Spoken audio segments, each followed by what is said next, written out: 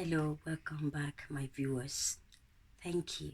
Don't forget to share, like, subscribe, and comment. I would love to hear from you. Thank you so much. Today, I would like to talk further on a gift and a talent in our children.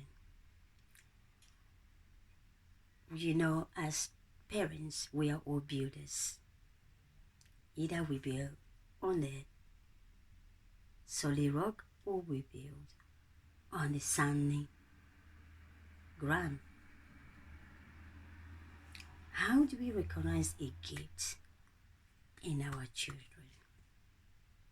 The first thing first, I think, personally, I would look into. First, we need to love our children equally. Whether they are able, whether they are disabled, whether they are academically skillful or not, we're going to love them equally. Don't prefer this child to another child. It brings a dividing nation, even right from their young age. It begins to add sorrows into one or the other. It brings division that will last them for a lifetime, if not. So, another point we need to do is to know that what is that in our life that we desire for our children. When we have a strong desire and quality desire for our children, we will have the knowledge, we will have the wisdom, we will begin to seek. If we don't have it at all, we will begin to seek advice how to help them to bring it out. If we don't recognize the quality in our children, we might not even help them even in their adulthood. You know, a lot of things happen to people, happen to many people, that they fell short of something in their life. They always wish they could, somebody push them, somebody shout at them, somebody say, you must go for it.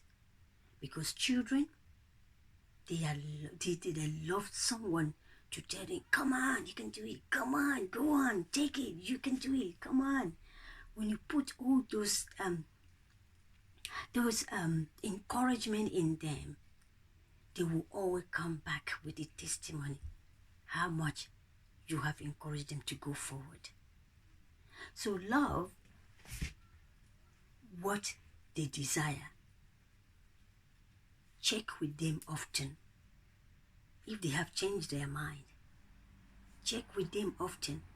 If they are still on the same page on what they said last week,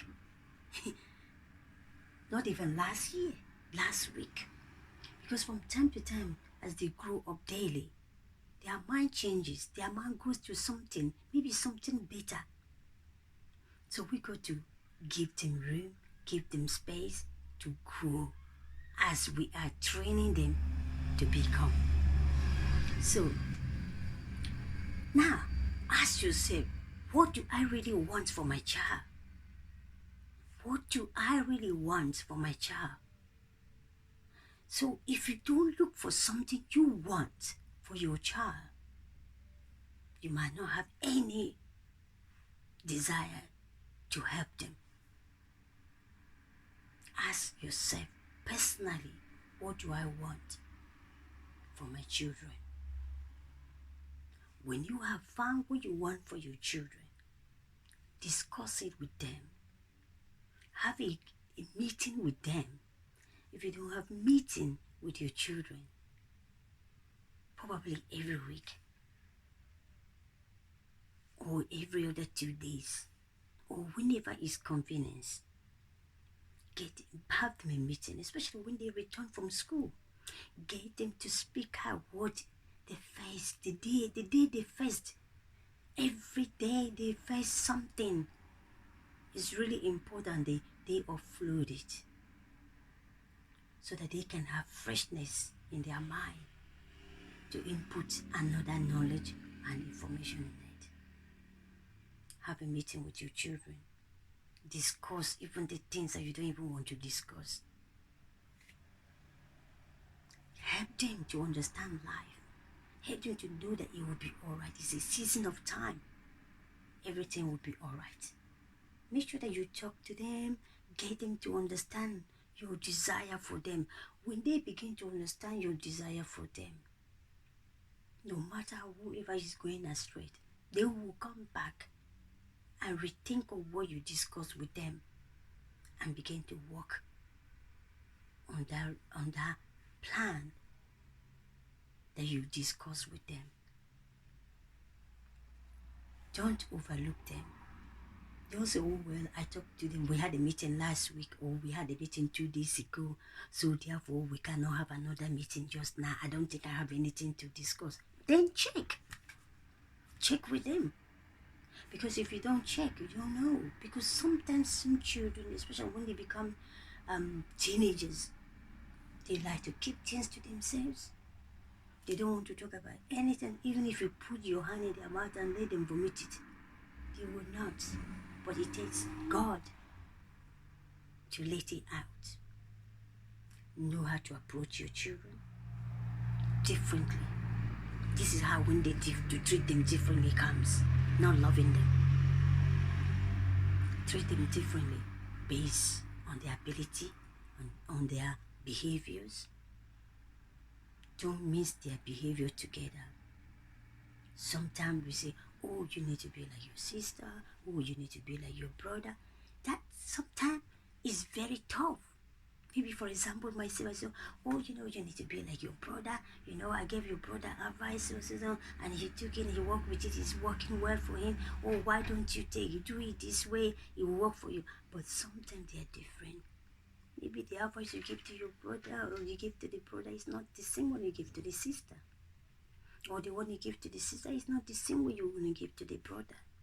So we must ask God for wisdom at all times, at every step we take with our children, so that they grow up just the way God wants us to help them to. And then at the end of the day, God will crown everything to His glory. We must always try our best as parents. Sometimes it's very tough. I'm not saying that it's easy. It's never easy. I'm not here to discourage you. I'm here to encourage you. If I have to discourage you, there's millions and thousands and trillions of things I'm going to talk and you're going to get discouraged. But at the end of the day, you're going to enjoy your children when you help them in the right way they should go. I remember, maybe for example, you growing up, your 1 year or 2 year olds comes and you say, oh darling, can you pick up a box of tissue for me? And this child, you must always observe these children, always observe them, what they do. Because if you don't observe what they do, how they move, what step they take, how they behave, when you send them to get something for you, you're going to miss out how to help them.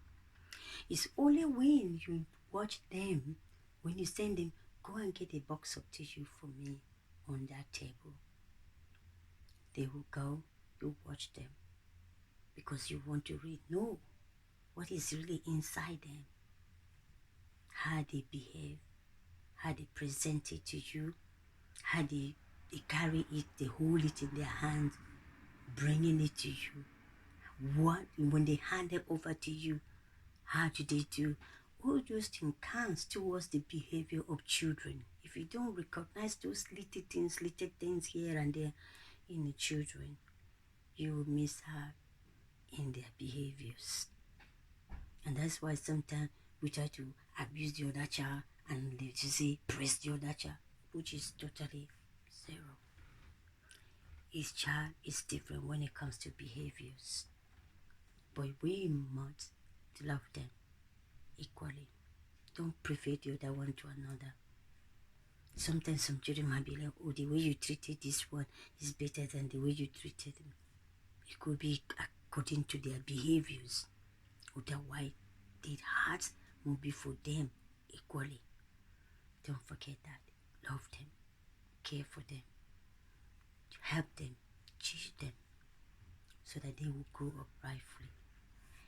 If we don't, when this child brings this box of digits to you, all you need to observe, did he present it properly?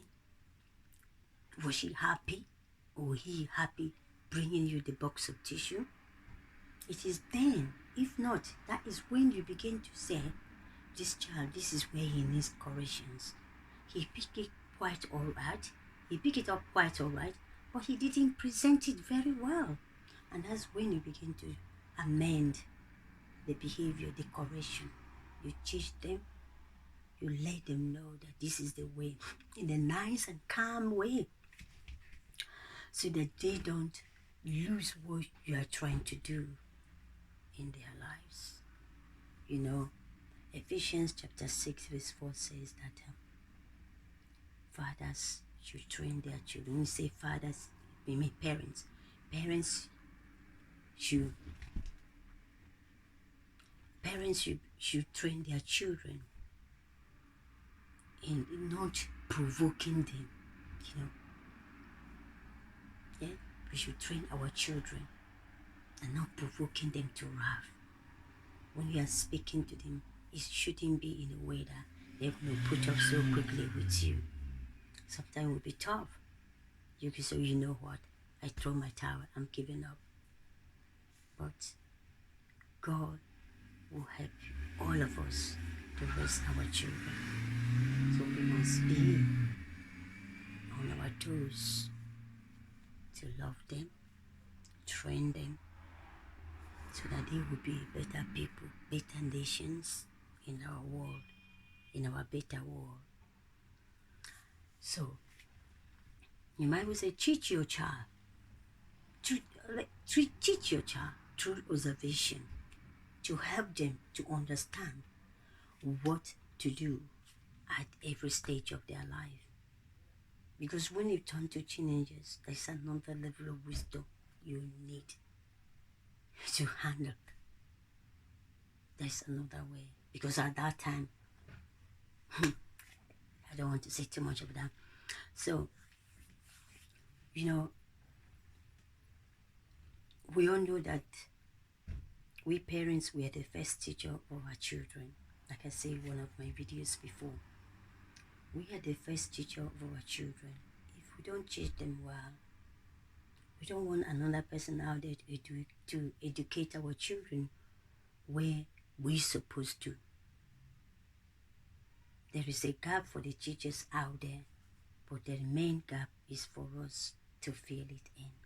So we must fill our children with the right food for them to grow up. You know, Proverbs chapter 22 verse 6 to 7 says, train up the child the way he should go. When he grow old, he will not depart from it.